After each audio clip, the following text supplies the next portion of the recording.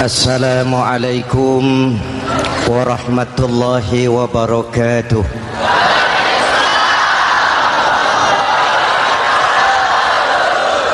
Alhamdulillahillazi ja'ala ramadhana syahra siyami lil mu'minin. Wassalatu wassalamu ala asyrafil mursalin Sayyidina Muhammadin wa ala alihi wa sahbihi ajma'in, amma ba'du. Para ulama yang saya muliakan, para pejabat baik sipil maupun militer yang saya hormati, alhamdulillah malam ini atas izin Allah, mudah-mudahan yang kita laksanakan ini merupakan bagian dari amal ibadah kita di bulan suci Ramadan ini. Hadirin, reformasi terbesar adalah reformasi yang dilakukan oleh baginda Nabi besar Muhammad sallallahu alaihi wasallam. 23 tahun merombak satu bangsa biadab menjadi bangsa beradab, merombak umat yang terpecah belah menjadi umat yang bersatu, merombak masyarakat yang tenggelam dalam kemusyrikan menjadi umat yang bertauhid.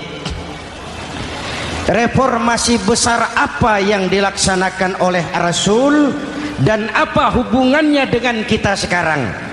Ini yang ingin saya sampaikan malam ini. Pertama, beliau melaksanakan reformasi akidah, membebaskan manusia dari kemusyrikan, menyelamatkan manusia dari ketergantungan kepada benda. 13 tahun beliau berjuang di kota Makkah hanya untuk menanamkan la ilaha illallah Muhammadur Rasulullah. Dari sana segalanya dimulai, meletakkan fondasi. Saya yakin tidak ada Tuhan selain Allah dengan seluruh konsekuensinya. Kalau saya yakin tidak ada Tuhan selain Allah, maka saya tidak akan menyembah kecuali hanya kepada Allah. Orang yang benar fondasinya, benar sujudnya. Jelas? Kalau saya yakin tidak ada Tuhan selain Allah, saya tidak akan minta rizki kecuali hanya kepada Allah. Orang yang benar fondasinya, jauh dari korupsi, jauh dari judi.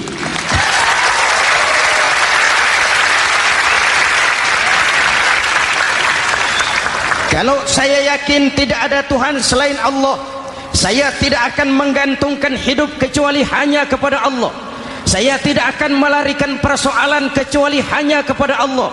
Saya tidak akan pernah takut kecuali hanya kepada Allah. Saya tidak akan minta tolong kecuali hanya kepada Allah.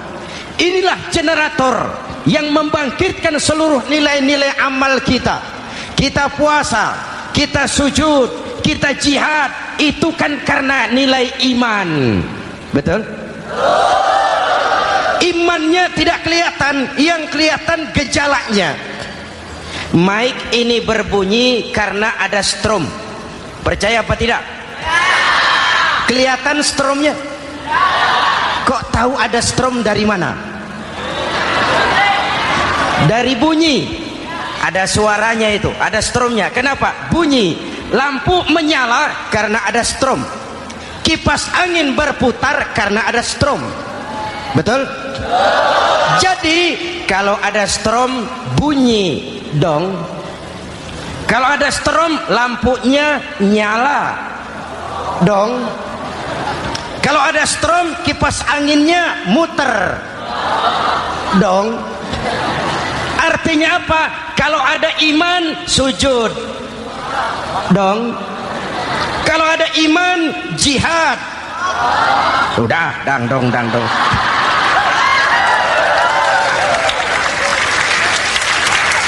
Seluruh seluruh amaliyah kita hanya refleksi dari nilai-nilai keimanan. Maka dimulai dengan fondasi. Kalau fondasi kuat, apapun yang mau dibangun aman. Kalau fondasi rapuh, apa yang mau dibangun di atas fondasi yang rapuh? Karena itu, dengan tabligh akbar ini, pesan pertama saya, mari jaga nilai-nilai iman kita. Kita masih bergelut dengan zaman susah. Judi kembali merebak, narkoba meracuni remaja dan pemuda-pemudi kita, padahal dua-duanya sumber segala macam kemaksiatan. Judi mendidik orang jadi malas, dan sejarah belum pernah mencatat ada orang jadi kaya karena judi.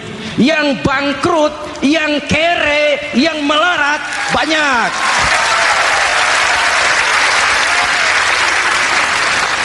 Makanya saya bersyukur di sini nggak ada yang judi. Nggak ada, mana saya nggak lihat di sini. Entahlah kalau di luar sini.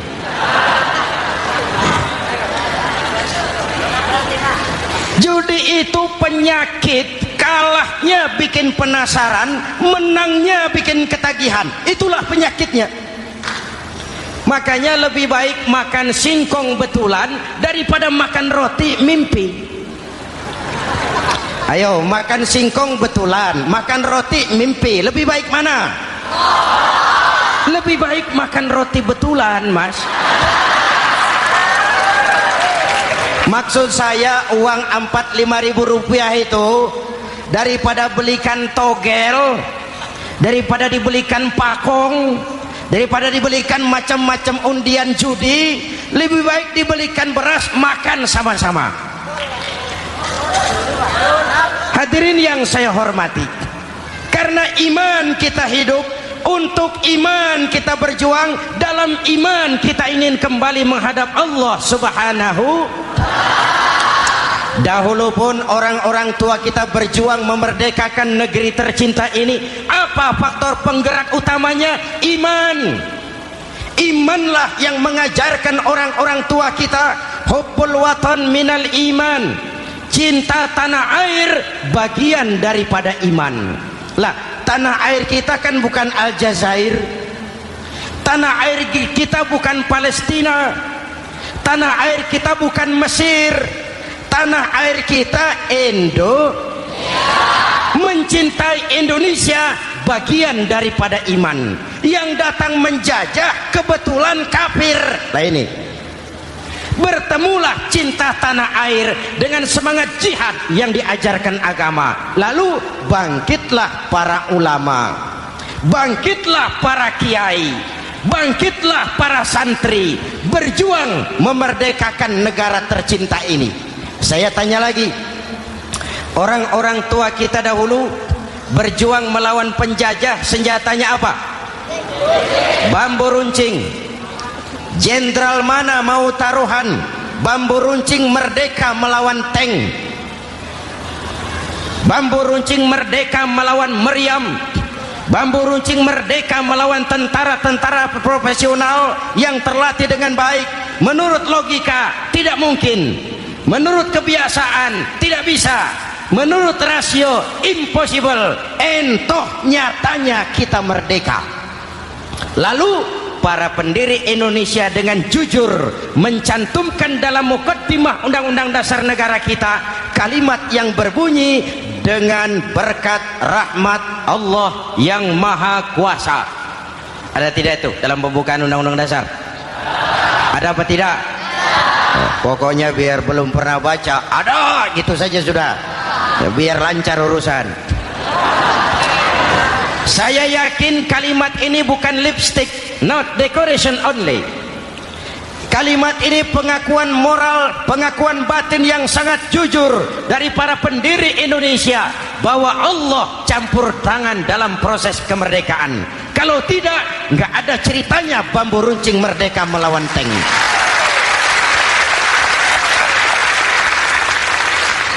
Kalau dulu iman untuk merebut kemerdekaan, sekarang iman untuk mengisi kemerdekaan. Betul? Betul? Karena itu jaga nilai-nilai iman, jangan tidur. kita sudah berhasil melaksanakan pemilu. Sidang umum MPR sudah digelar. Pemerintahan baru sudah terbentuk. Itu kita pilih bersama. Kita dukung bersama. Mendukung itu tidak harus selalu iya. Kulun nuwun semohon dawuh kumaha juragan wae oke bos.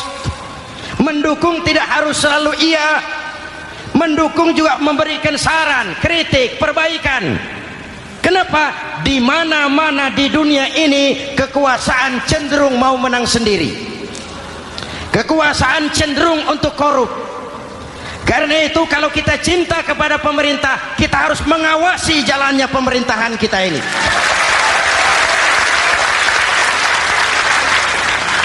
Pengalaman ketika Orde Baru berdiri, kita percaya, kita serahkan penuh, lalu kita tidur. Akhirnya kita jadi susah sendiri. Betul? Umat Islam tidak boleh jatuh dua kali di tempat yang sama. Hari ini lewat sini jatuh wajar, belum tahu barangkali.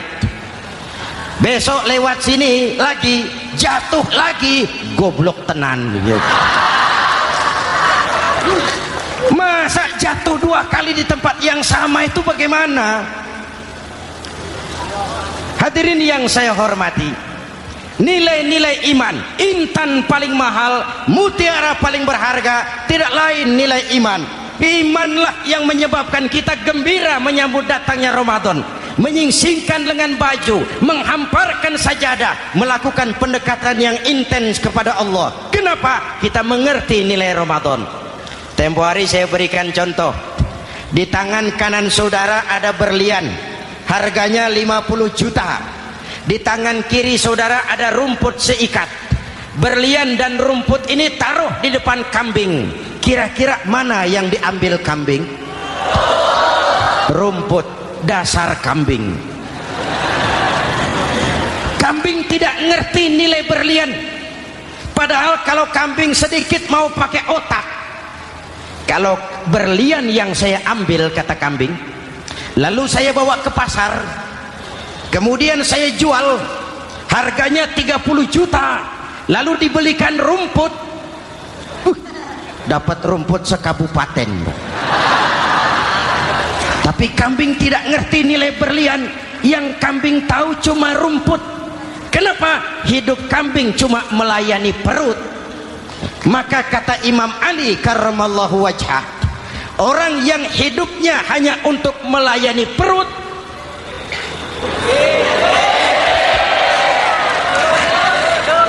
saudara yang ngomong ya, tanggung jawab. Saya kan cuma mulai, kenapa diterusin?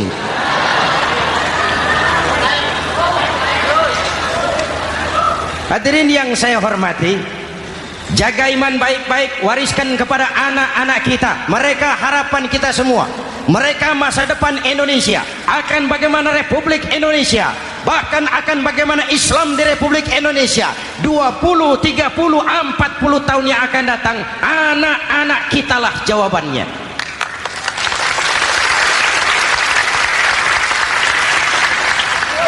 Mereka mau jadi apa, persilahkan, asal iman merupakan landasan hidupnya. Anak-anak kita boleh jadi jenderal asal jenderal beriman, boleh jadi pejabat, pejabat beriman, jadi pengusaha, pengusaha beriman. Kalau iman landasannya aman, jadi pengusaha, pengusaha beriman, insya Allah timbangannya tidak curang, ekonomi lancar, masyarakat tenang. Jadi petani, petani beriman, insya Allah tidak menggarap tanah yang bukan miliknya.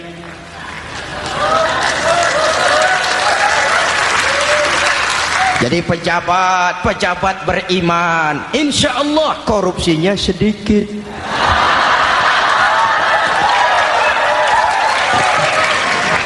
Jadi jenderal, jenderal beriman, insya Allah berjuangnya bersama ulama, bukan nangkepi ulama.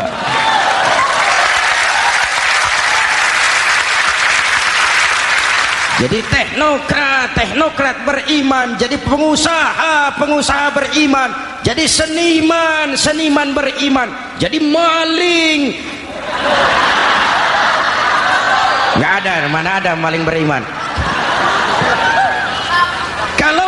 iman landasannya, insya Allah aman. Ini yang pertama. Yang kedua, baginda Nabi melaksanakan reformasi sosial. Berupa apa? Membebaskan manusia dari ras diskriminasi, mengikat manusia dengan tali akidah. Diciptakan kita dari laki-laki dan perempuan, dijadikan kita bersuku-suku dan berbangsa-bangsa. Bahkan Quran memulai dengan kalimat syu'ub, wa ja'alnakum syu'uban wa qabaila. Kami jadikan kamu berbangsa-bangsa dan bersuku-suku agar kamu saling mengenal satu dengan yang lain.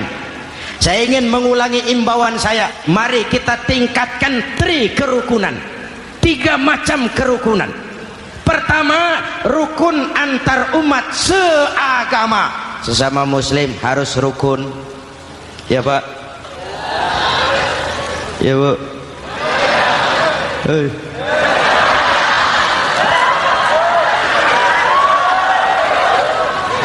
Malam ini saya tidak merasa sebagai tamu di sini. Saya hanya keluarga di tengah-tengah keluarganya.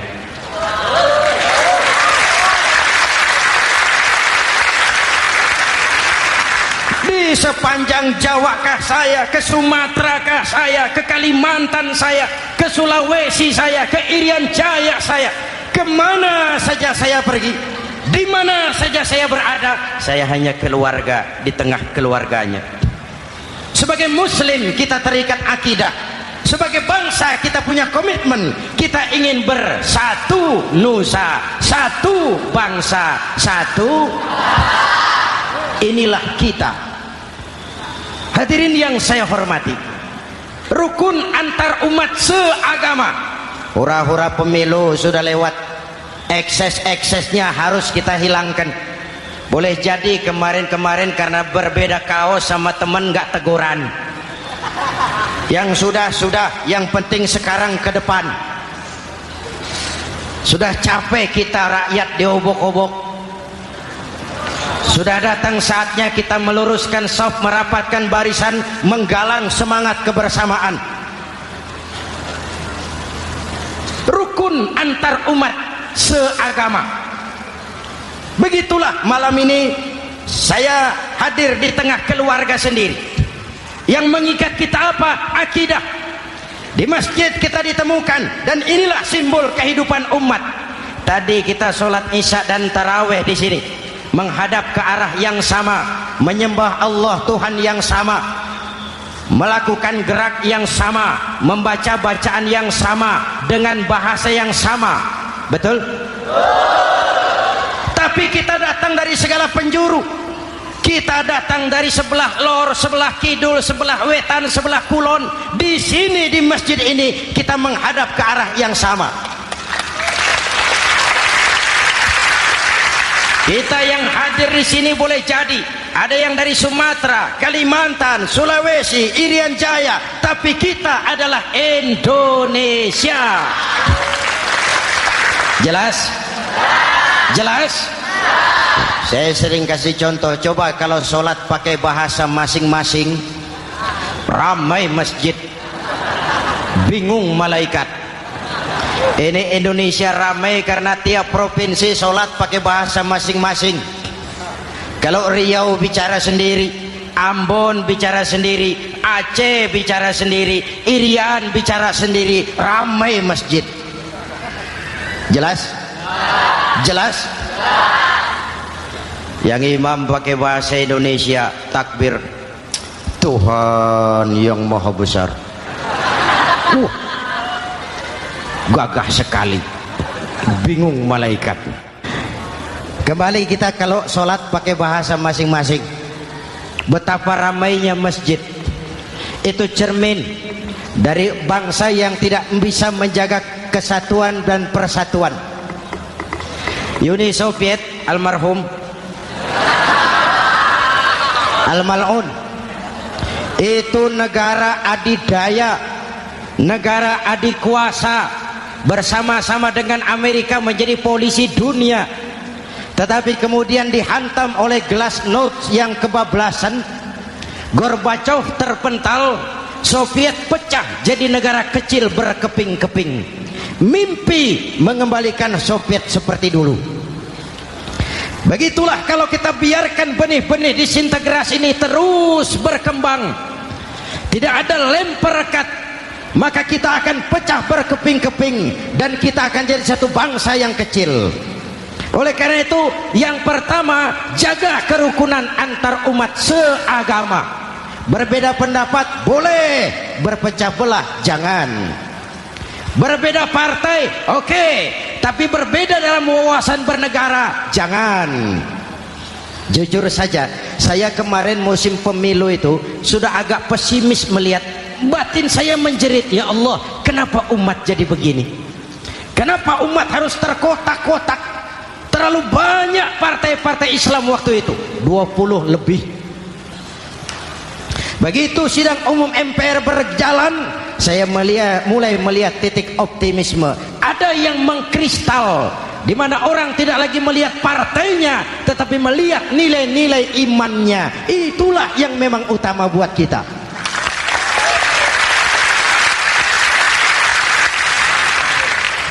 Ini yang pertama, rukun antar umat seagama. Yang kedua, rukun antar umat beragama. Beberapa hari yang lalu ada kejadian yang mengenaskan di Jakarta Timur, Cipayung. Peristiwa penyerbuan Yayasan Dolos. Hadirin yang saya hormati, kita tentu menyesalkan kejadian itu. Kita tidak bisa menyetujui tindakan main hakim sendiri. Kita berharap pemerintah bukan hanya bisa menangkap pelakunya, tapi juga yang tidak kalah pentingnya mengusut akar permasalahannya. Kenapa itu terjadi? Kalau cuma pelakunya yang ditangkap, akar permasalahannya tidak selesai, saya khawatir terulang lagi di tempat lain. Inilah yang terpenting, menjaga kerukunan antar umat beragama, saling menghormati, saling menghargai. Jangan melakukan kamuflase, jangan melakukan tindakan-tindakan yang rawan dan peka.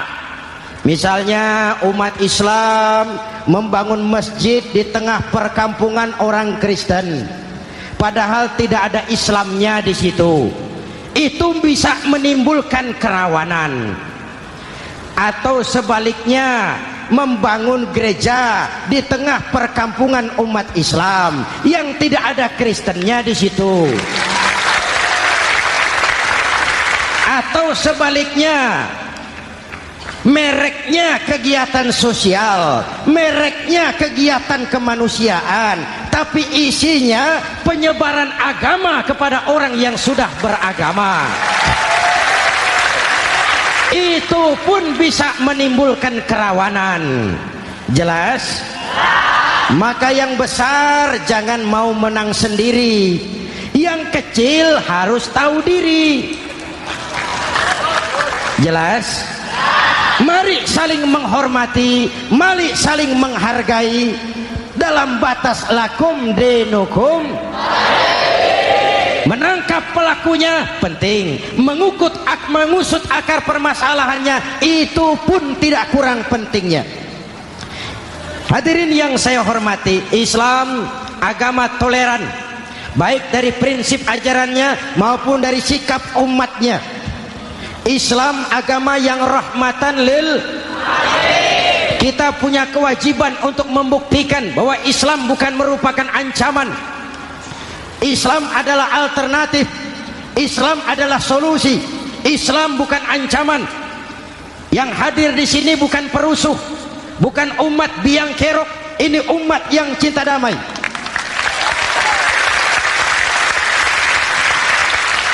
Ini umat yang tidak pernah mencari-cari musuh, tapi juga tidak akan pernah lari kalau bertemu musuh.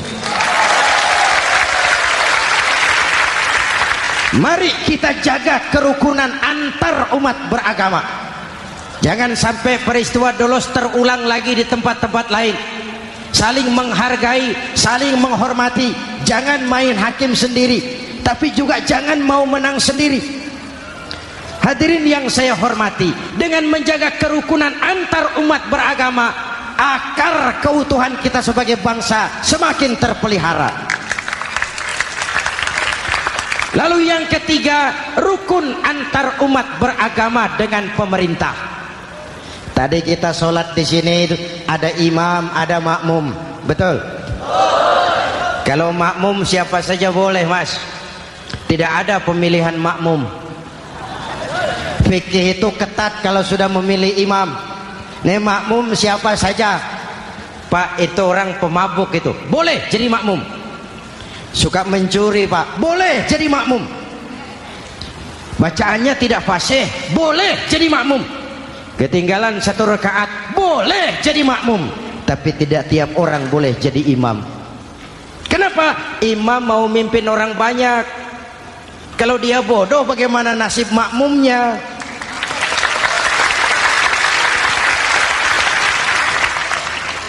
Ada karikatur di Medan, pernah kejadian anak kecil disuruh sholat sama ibunya. Nak, sholat kau. Ah, aku tak pandai sholat, mak. Si Ucok rupanya ini.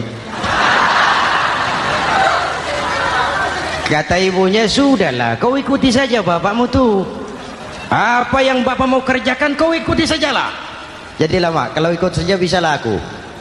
Berangkatlah anak ini kan, sholat di belakang bapaknya, jadi makmum. Sholat di balai bambu, tidak pakai tikar. Bangun sujud, hidung bapaknya terjepit bambu. Karena sakit dan kaget, refleks bapak ini teriak, aduh. Anak di belakang ingat pesan maknya, ikuti saja bapakmu. Si anak ini malah pakai irama, aduh.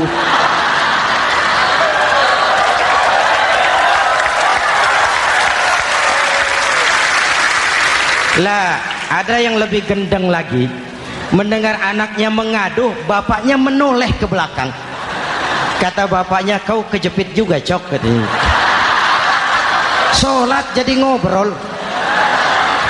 Kalau makmum dan imam sama bodohnya, rusak sholat ini.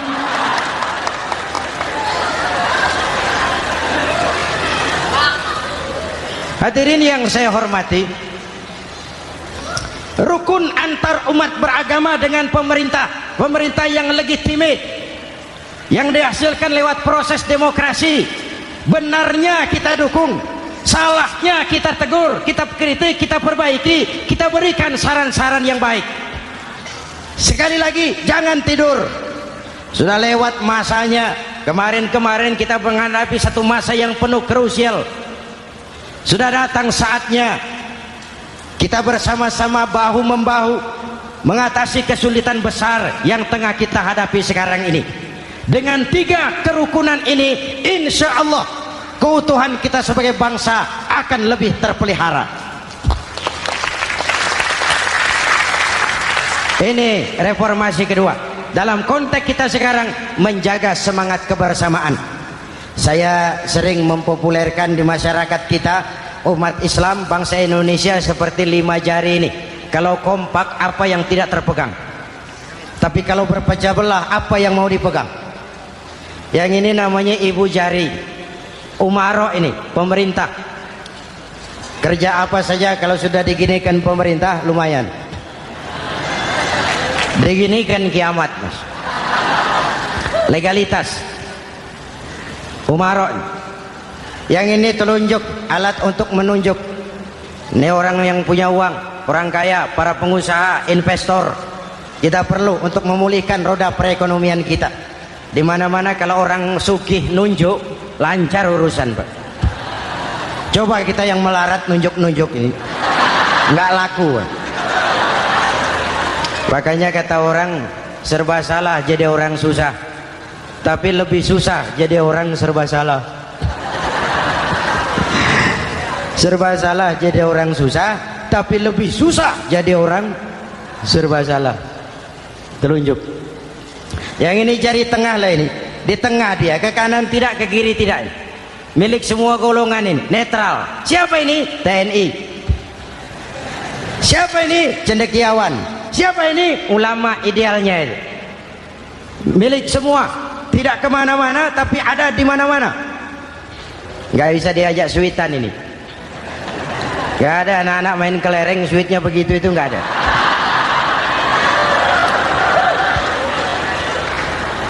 Ini jari manis remaja, pemuda, masa muda, masa yang paling manis. Semua harapan milik pemuda. Belum pernah saya dengar ada orang pidato para kakek-kakek harapan bangsa, belum pernah. Mesti kalau sudah harapan umat, pemuda, harapan negara, pemuda, harapan agama, pemuda, harapan bangsa, pemuda, harapan pemudi. Jari manis. Yang ini kelingking, jari paling kecil ini. Ini kaum wanita ini. Perempuan kecil tapi mantap. Masya Allah. Ini ibu jari ini besar ini. Sweet ketemu kelingking, kalah ibu jari ini. Di mana-mana kekuasaan sering kalah sama perempuan. Siapa yang mendorong-dorong Nabi Adam memetik pohon buah khuldi? Kelingking. Kelingking. Kelingking. Julius Caesar tunduk kepada Cleopatra. Siapa Cleopatra? Kelingking. Napoleon, singa daratan Eropa, the Lion of Europe, luas kekuasaannya, hebat tentaranya, bertekuk lutut di bawah kaki Margaret Josephine. Kelingking. Hadirin yang saya hormati, kalau 5 pilar ini bersatu, ringan sama dijinjing, berat sama dipikul, kita akan jadi satu bangsa yang kuat. Jelas? Jelas? Dengan Ramadan, dengan tabligh akbar malam ini, mari kita jaga semangat kebersamaan. Saya selalu mengingatkan, sekarang lebih banyak tukang kompor daripada tukang lem. Lebih banyak tukang kompor daripada tukang lem. Hangati sana, sulut sini, bakar sana, panasi sini. Terbakar kita, dia lari tepuk tangan, dan kita yang rugi. Jelas? Jelas? Ini hal yang kedua. Reformasi sosial mengikat manusia dengan tali akidah, mempersaudarakan manusia dari manapun orang datang, apapun warna kulitnya, dari suku apapun ia dilahirkan, kalau akidahnya sama, itulah saudara kita.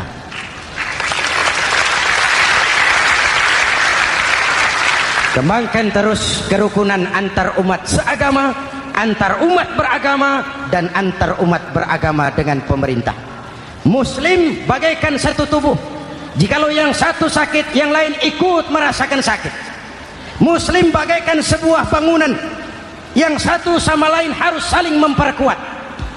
Ada yang jadi tiang, tentu. Ada yang jadi pintu, memang. Ada yang jadi genteng, iya. Tapi satu sama lain harus saling memperkuat. Tidak bisa genteng ngomong sama tiang. Kata genteng, saudara tiang, kamu sih enak, saya setengah mati, kata genteng. Hujan kehujanan, panas kepanasan, kadang-kadang anak-anak nakal saya dilontari batu, kata genteng. Yang jadi tiang ngomong lagi, kata tiang, saudara genteng, jangan sembarangan kalau ngomong. Kamu kira kamu bisa nongkrong di atas? Itu gara-gara siapa, genteng?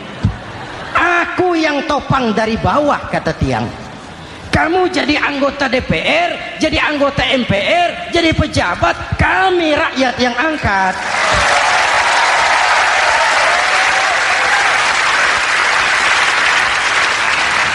Jangan waktu di bawah rajin ngamalkan ayat kursi, dapat kursi lupa sama ayat.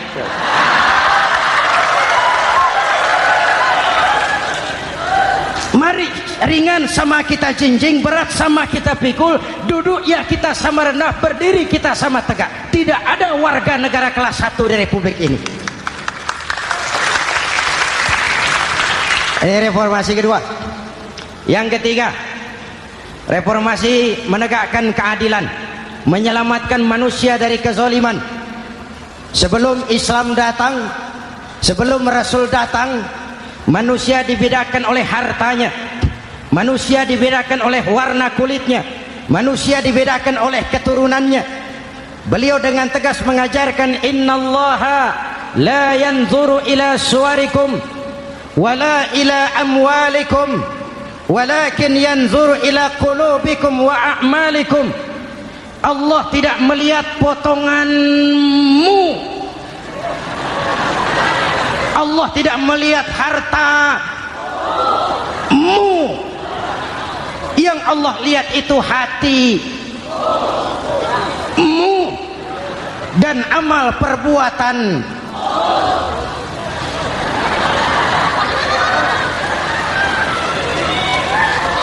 Perjuangan menegakkan keadilan. Hadirin yang saya hormati, itulah yang menyebabkan reformasi kita menggelinding, menuntut keadilan, baik keadilan di bidang politik, keadilan di bidang ekonomi, keadilan di bidang hukum. Nabi pernah mengingatkan, hakim, kata Nabi, itu ada 3 macam. Al-qudatu salasatun. Hakim ada 3 macam. 1 di surga, 2 di neraka. Hadirin yang saya hormati, siapa yang hakim ke surga itu? Ada hakim yang tahu tentang kebenaran, lalu siap melaksanakan kebenaran itu, menghukum dengan kebenaran apapun resikonya, walaupun dimusuhi atasannya, walaupun bertentangan dengan nuraninya, karena itu orang yang dia sukai, tapi dia tetap melaksanakan hukum. Hakim yang mengerti tentang kebenaran sesuatu lalu melaksanakan hukum dengan kebenaran itu yang akan sampai ke surga.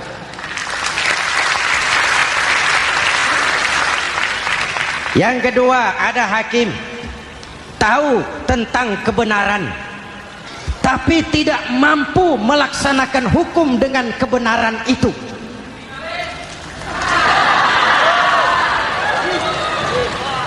Tahu sesuatu itu benar tetapi tidak punya nurani untuk membela kebenaran, mengetahui kebenaran tapi tidak berdaya untuk memperjuangkan kebenaran.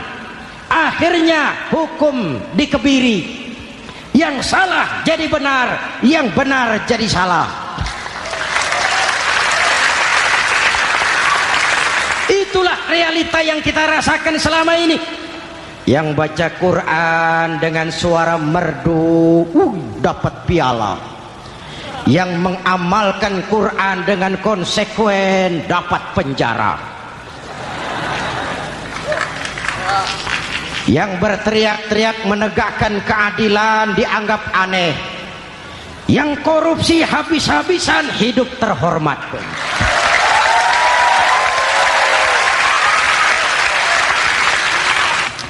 Jadi yang kedua tadi hakim yang tahu kebenaran tetapi tidak mampu melaksanakan hukum sesuai dengan kebenaran, diperkosanya kebenaran, ditekannya hati nuraninya, sehingga ini yang mengakibatkan terlukanya perasaan keadilan.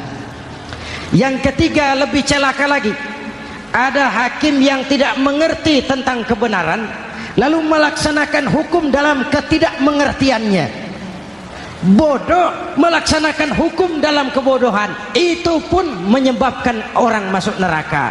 Na'udzubillah.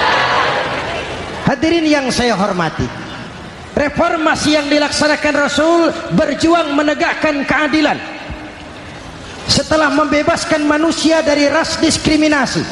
An-nas kulluhum li Adam wa Adam min turab, la fadla li arabiyyin ala ajamiyyin illa bitaqwa.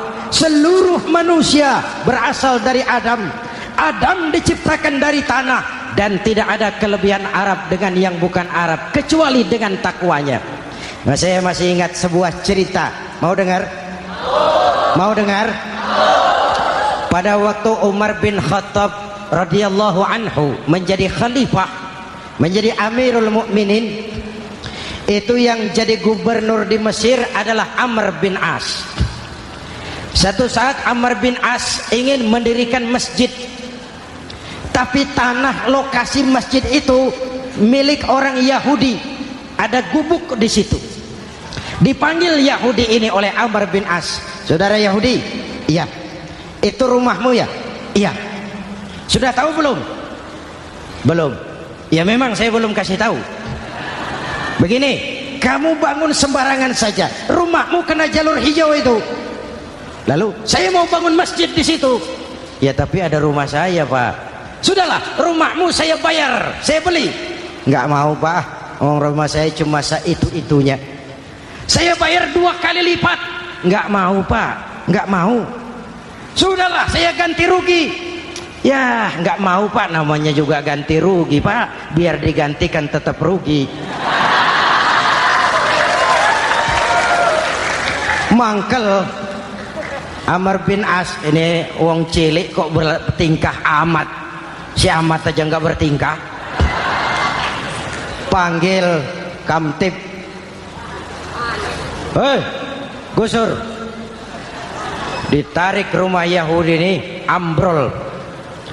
Menitiskan air mata si Yahudi di sudut kehidupan. Begini wong cilik ini sudah jatuh tertimpa tangga. Rumah cuma sak gubuk-gubuknya diderek oleh petugas.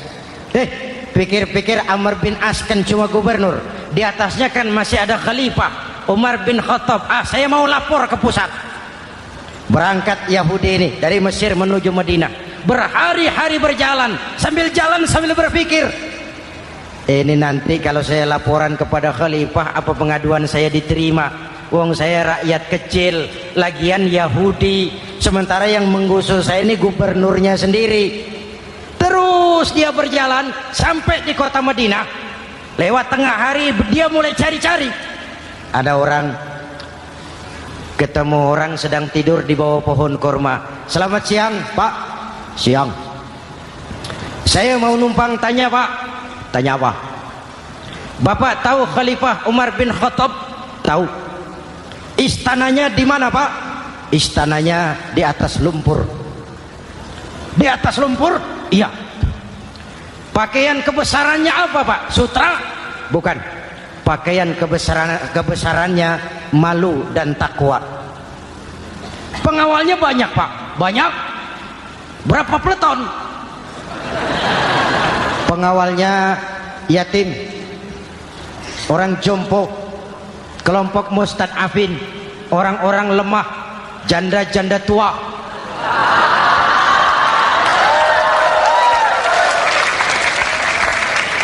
Itu pengawalnya. Pakaian kebesarannya malu dan takwa. Pengawalnya orang-orang lemah, tidak berdaya. Kok begitu, Pak? Begitulah Umar bin Khattab. Orangnya sekarang di mana, Pak? Di depan kamu. Jadi Bapak, iya. Bapak, iya. Saya Umar. Ada apa, Mas? Oh, yang datang dari Semarang waktu itu. Gini loh, Pak, saya mau menuntut keadilan. Keadilan kenapa? Gubernur Bapak Amr bin As itu, Pak, zolim. Kenapa dia? Gubuk saya main tarik saja, runtuh. Saya nggak punya rumah lagi, wong saya ini golongan makmur, cuma rumah sama sumur.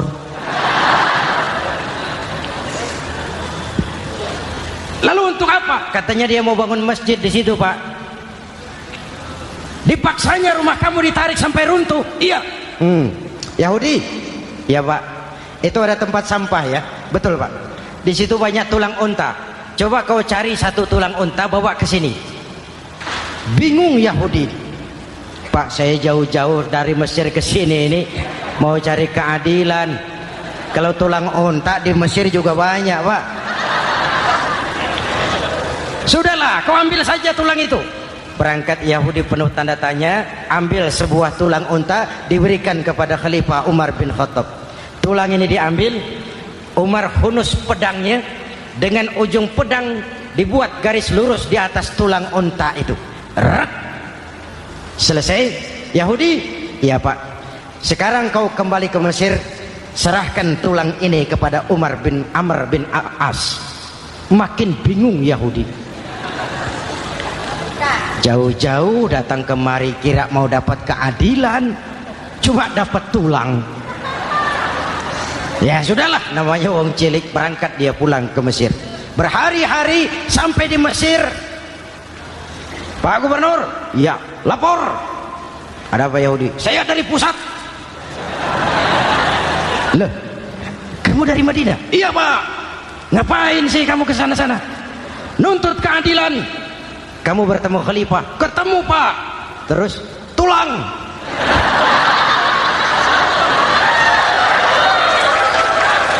Ini loh Pak, salam dari beliau, tulang. Apa maksudnya? Aku nggak ngerti lah itu Pak. Yes, goreng nih. Diambil tulang itu, Amr bin As melihat ada garis lurus dengan ujung pedang, gemetar badannya, keringat bercucuran. Kepala proyek dipanggil. Mas, ini proyek masjid batal. Gubuk Yahudi dirikan lagi. Loh Pak, kata kepala proyek, saya kan sudah menang tender Pak.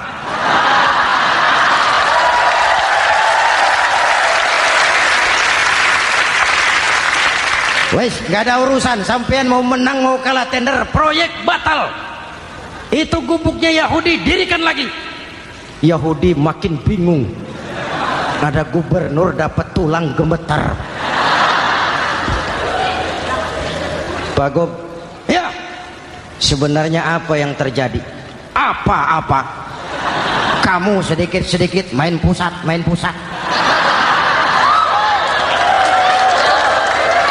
Bu, yang ngomong dulu toh. Ya kan awalnya saya sudah ngomong Pak, tapi gubuk saya tetap ditarik. Percuma ya saya ke pusat Pak.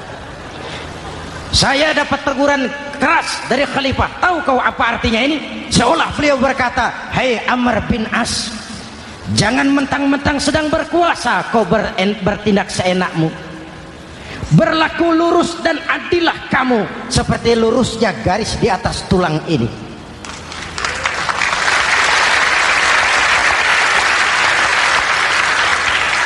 Kalau kau tidak lurus, kalau kau tidak berlaku adil, aku yang akan meluruskanmu dengan pedangku. Itu bahasa simbolik. Siapa yang gak gemeter? Kamu. Pusat. Wedus. Ya ini nek corok kita. Oh Pak, kalau begitu Islam adil ya Pak? Adil. Jadi saya menang Pak? Menang kamu. Padahal saya Yahudi. Tapi menang ya? Menang. Pak sudahlah kalau begitu Pak. Bagaimana? Itu gubuk saya ambil saja Pak. Tanah-tanahnya sak gubuk-gubuknya Bapak ambil. Silahkan kalau mau dibangun masjid. Tidak cuma sekedar itu Pak. Mulai hari ini Bapak dengarkan. Asyhadu an la ilaha illallah wa asyhadu anna Muhammadar Rasulullah.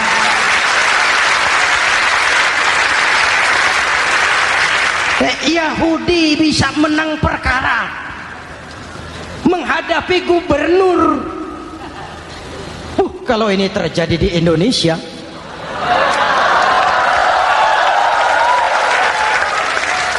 amin.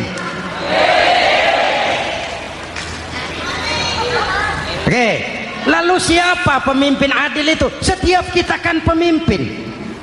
Presiden pemimpin di negaranya, gubernur pemimpin di provinsinya, bupati pemimpin di kabupatennya, Pak Camat pemimpin kecamatannya, Pak Lurah pemimpin di kelurahannya, suami pemimpin di rumah tangganya, anak muda pemimpin bagi dirinya. Dan setiap kita akan dimintakan tanggung jawab. Anak muda pemimpin buat dirinya, nanti diminta tanggung jawab. Hei, kakimu kau bawa jalan kemana? Tanganmu ngambil apa? Lidahmu bicara apa? Matamu menteleng. Apa yang dilihat? Seluruhnya akan dimintakan pertanggungan jawab. Marilah kita jadi orang yang adil kepada diri, kepada keluarga, dan akhirnya kepada masyarakat, bangsa dan negara. Hadirin yang saya hormati, satu ayat yang sering dibaca pada akhir khutbah khatib Jumat, innallaha ya'muru bil adli wal ihsan. Allah memerintahkan kamu berlaku adil dan berbuat ihsan. Tidak sekadar adil tapi ihsan. Ihsan nilainya lebih tinggi dari adil. Contoh, nak, tolong taruh telur itu di pinggir meja. Anak yang adil apa adanya, ditaruh telur di pinggir meja. Anak yang ihsan lain.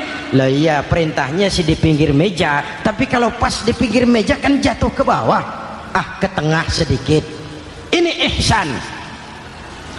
Oleh karena itu, mari, perjuangan menegakkan keadilan masih panjang. Jalannya tidak lurus, bertabur bunga, menanjak, menurun, banyak onak dan duri. Namun seperti yang dikatakan seorang tokoh, masih Napoleon, kalau ada 1000 orang penegak keadilan, saya satu dari yang 1000 itu. Kalau ada 100 penegak keadilan, saya juga satu dari yang 100 itu.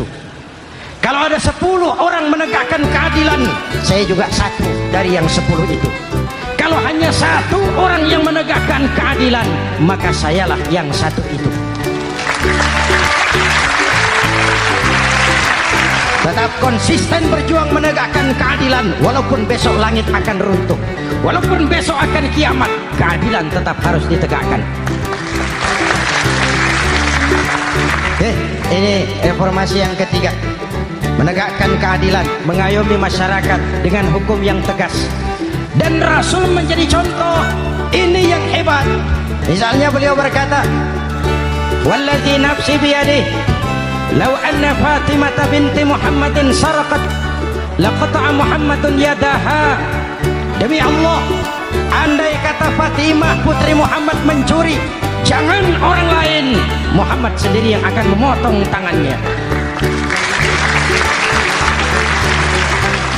Hukum berwibawa, masyarakat terlindungi. Kenapa? Nabi jadi contoh. Jelas? Beliau mengajarkan orang beramal. Kepada putrinya beliau mengatakan apa? I'mali ya Fatimah, i'mali fa inni la ughni anki minallahi syai'a. Fatimah, beramal kau. Fatimah, beramal kau. Fatimah, sholat kau. Fatimah, puasa kau. Fatimah, zakat kau. Fatimah, haji kau. Kalau kau tidak beramal Fatimah, aku ayahmu Rasulullah tidak akan sanggup membelamu di akhirat nanti. Ini keadilan. Tidak mentang-mentang putri kesayangan Nabi lalu sudah Fatimah kamu nggak sholat nggak apa-apa, nanti di akhirat ada papi. Jauh dari semangat nepotisme. Putri beliau sendiri ditekankan, i'mali ya Fatimah fa inni la ughni anki minallahi syai'a. Beramal kau Fatimah, kalau kau tidak beramal, aku ayahmu tidak akan sanggup membela kamu di akhirat nanti. Inilah inti dari nilai keadilan. Jauh dari nepotisme, apalagi kolusi. Hadirin yang saya hormati, lalu saya masuk kepada yang keempat.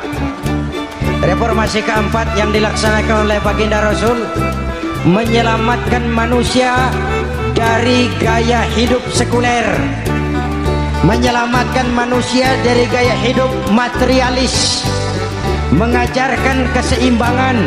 Ada hidup sesudah mati, ada akhirat sesudah dunia. Betul? Betul?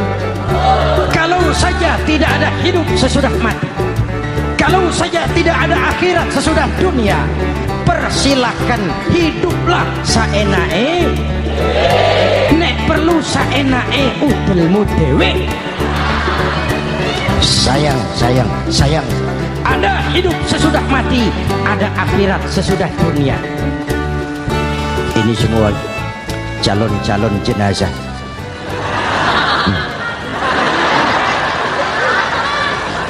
Calon lurah belum tentu jadi lurah. Calon gubernur, yang antri panjang. Calon menteri, mimpi. Calon jenazah, pasti. Betul? Karena ada hidup sesudah mati, ada akhirat sesudah dunia. Ini jadi rem. Saya kepengen kaya, tapi kalau menipu orang bagaimana di kubur? Saya kepengen naik pangkat, tapi kalau memfitnah orang bagaimana di akhirat? Melahirkan disiplin. Tujuan keyakinan akhirat mewarnai cara kita hidup di dunia. Hadirin, mari kita berdoa. Semoga semua yang hadir di sini dikuatkan iman dan Islam, dikokohkan kesatuan dan persatuan, dimurahkan rezeki untuk meningkatkan ibadah. Al-Fatihah. Bismillahirrahmanirrahim. Alhamdulillahirabbil alamin. Arrahmanir rahim. Maliki yaumiddin. Iyyaka na'budu wa iyyaka nasta'in. Ihdinas siratal mustaqim. Siratal ladzina an'amta 'alaihim ghairil maghdubi 'alaihim waladdallin. Amin. Nanti di akhir doa sama-sama kita kumandangkan kalimat tauhid. Bismillahirrahmanirrahim. Amin. Alhamdulillahirabbil alamin.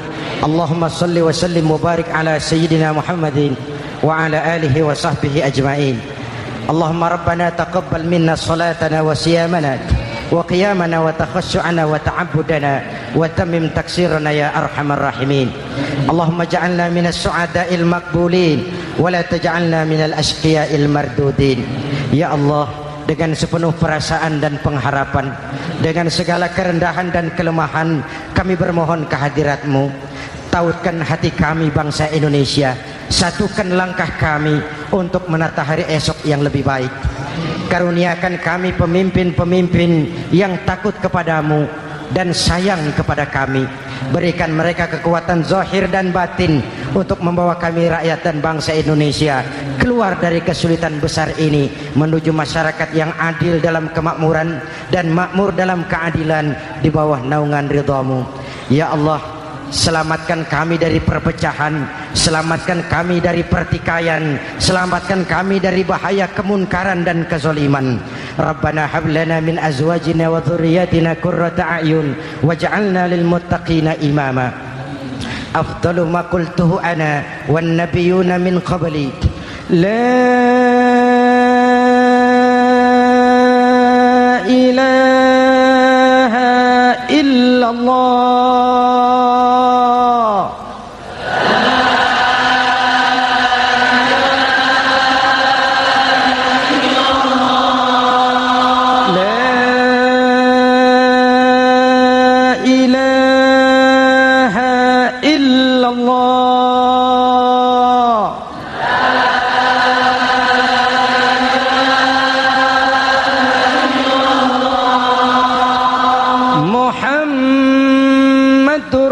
Rasul